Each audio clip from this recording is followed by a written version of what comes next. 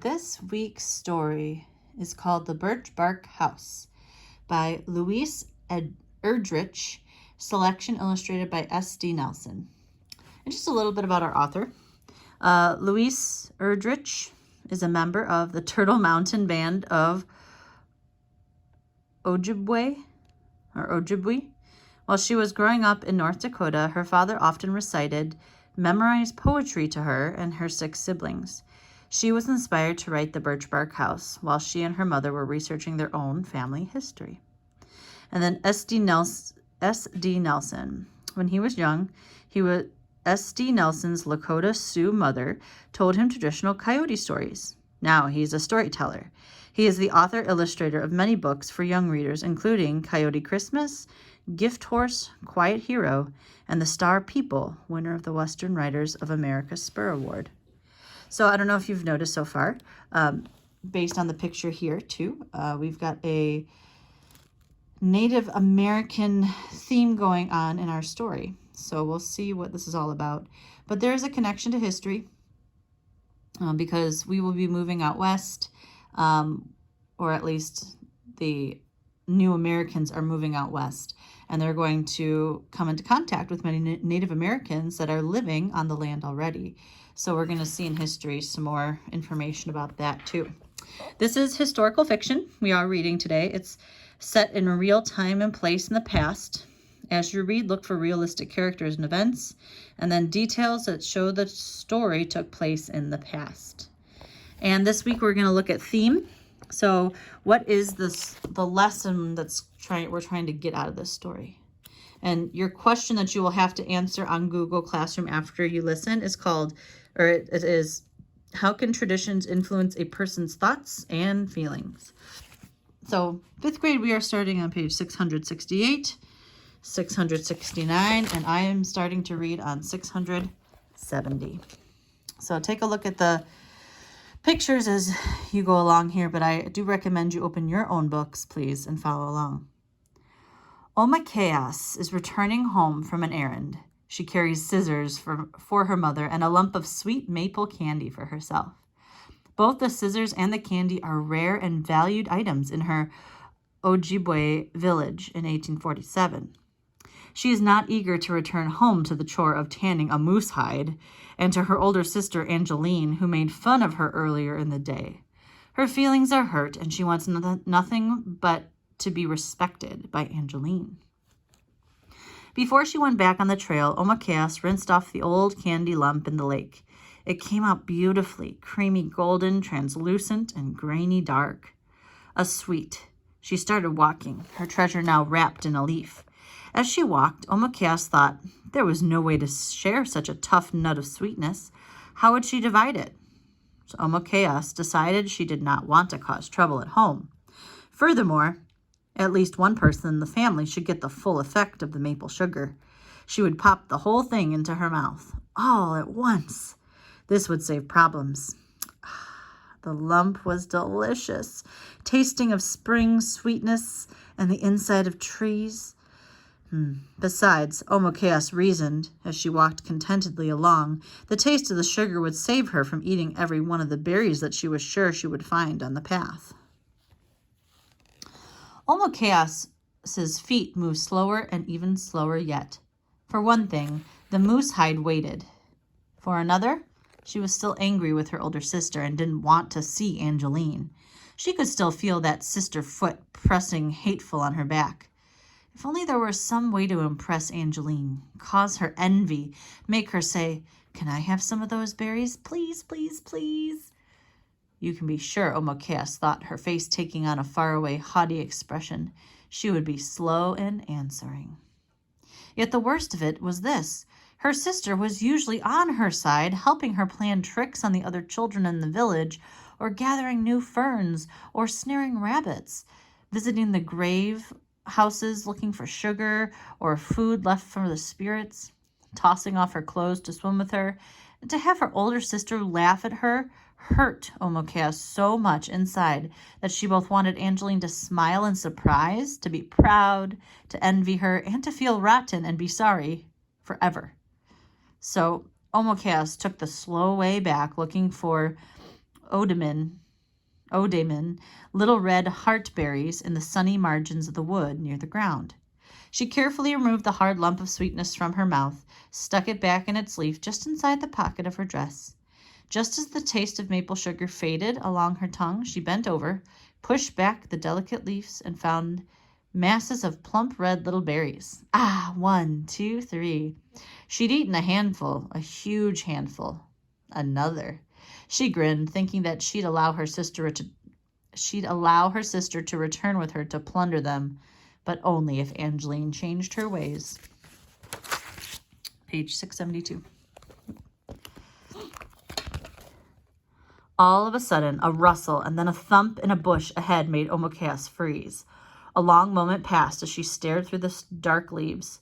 Suddenly, crash! 2 bear cubs burst from the bush and rushed pell-mell, tumbling head over heels straight for her. They came on in such a hurry that they didn't see Omokeas until they were nearly in her lap. And then, with comical looks of shock, they tried to stop themselves.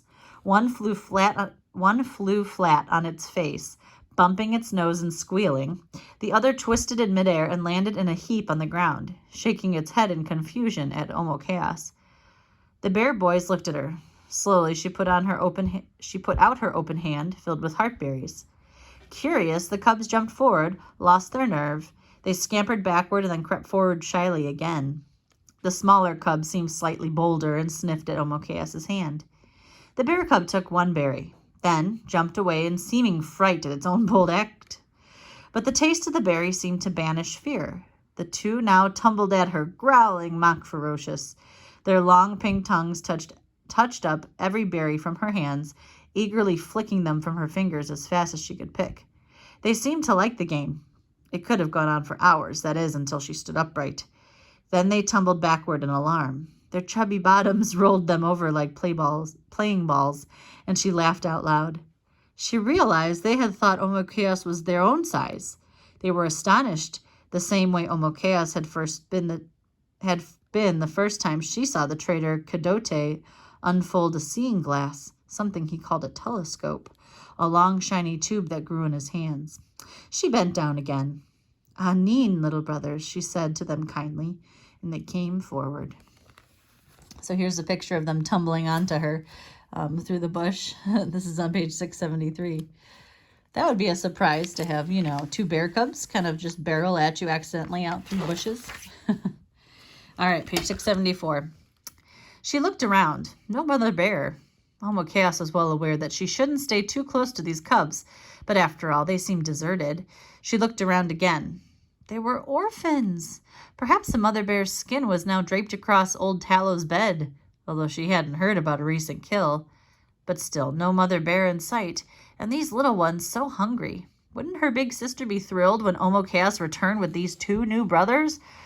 Eagerly, Omokeas began to plan out her triumphant walk back to the house. She would enter the little clearing with the cubs, one at her heels and one before her. Everyone would make way, impressed. She would lead the bear cubs around the fire 4 times before she presented one of them to Angeline, who would look at her with new respect. There was no warning. One moment, Omokeas was wiggling a leafy stick, making it move on the ground so the cubs would jump on it, biting fiercely. The next moment, she found herself flipped over on her back and pinned underneath a huge, powerful, heavy thing that sent down a horrible stink. It was the Sow bear, the mother, breathing on her a stale breath of decayed old deer hides and skunk cabbages and dead mushrooms. And here's that picture that you can imagine would be right at your face. Yikes. The surprising thing was Omokeas realized later that although she had no memory of doing so, she had the scissors out of their case and open, the sharp ends pointing at the bear's heart. But she didn't use them as a knife. She knew for certain that she should not move.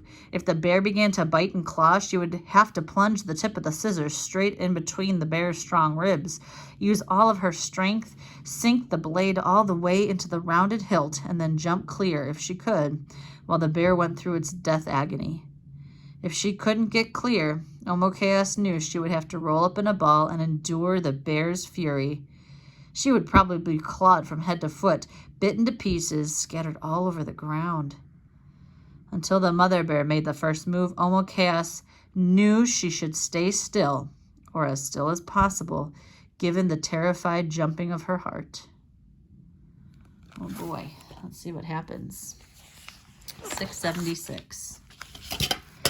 For long moments, the bear tested her with every sense, staring down with her weak eyes, listening, and most of all smelling her. The bear smelled the morning's moose meat stew Omochaos had eaten, the wild onion, seasoning, and the dusty bit of maple sugar from the old tallow stuck to the inside of her pocket. How she hoped the bear did not smell the bear-killing dogs or the bear claw that swung on a silver hoop from old Tallow's earlobe.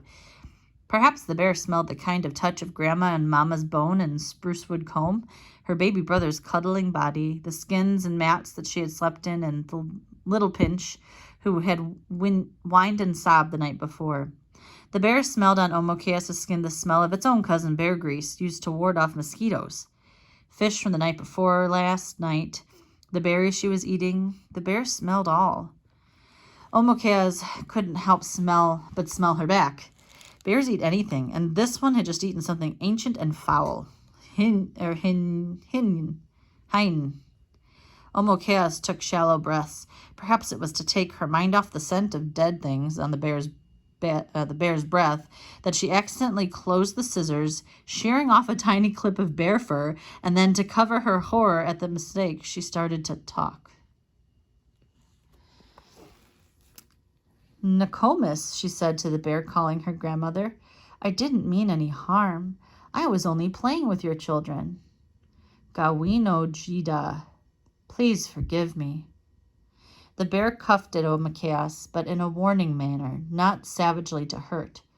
Then the bear leaned back, nose working, as though she could scent the meaning of the human words. Encouraged, Omochaos continued, "I fed them some berries. I wanted to bring them home to adopt them, have them live with me at my house as my little brothers. But now that you're here, grandmother, I will leave quietly. These scissors in my hands are not for killing, just for sewing. They are nothing compared to your teeth and claws."